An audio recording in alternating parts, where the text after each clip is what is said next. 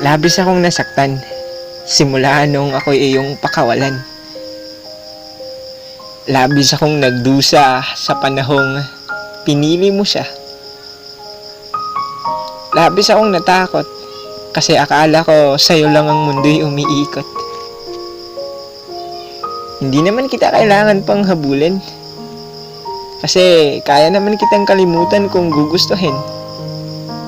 Pero sa kahit anong aking gawin, hindi ko pa rin magawang alaala natin ay burahin. Naalala ko, basang-basa noon ang mga unan sa mga luhang hindi na mapigilan. Sa bawat gabi, sila'y nag-uunahan na para bang sila lang ang nakiramdam. At pinalaya kita dahil labis akong nasaktan sinta. Ayoko nang magpunas pa ng mga luha at ayokong ikaw muli ang dahilan sa aking pagluha. Kaya malaya mo nang tuparin ang inaasam-asam mong hangarin, yung taong palaging hinihiling mo sa bituin. Kaya didistansya muna ang puso kasi hanggang ngayon ay hindi mo pa rin kayang mahalin. Kaya sa mahal ko, nakakapagod palang maghabol sa'yo. Nakakatakot palang sumugal sa'yo. Kasi pinagtagpo lang tayo pero hindi sasangayon si mundo.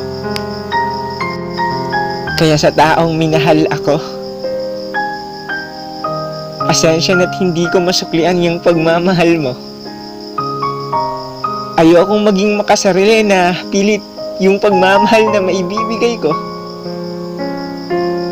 Ayokong maging makasarili na pilit lang ang saya na maipapakita ko.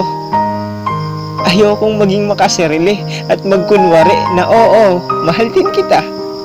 Pero ni isang sintimo, wala naman talaga. Kaya sa taong minahal ako, habang maaga pa, itigil mo na. Bago pa lumala ang sitwasyon.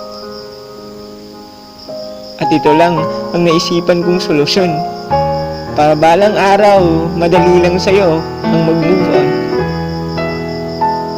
Kaya sa dalawang tanong na, mahal ko o mahal ako, mas mainam sigurong mahalin muna ang sarili.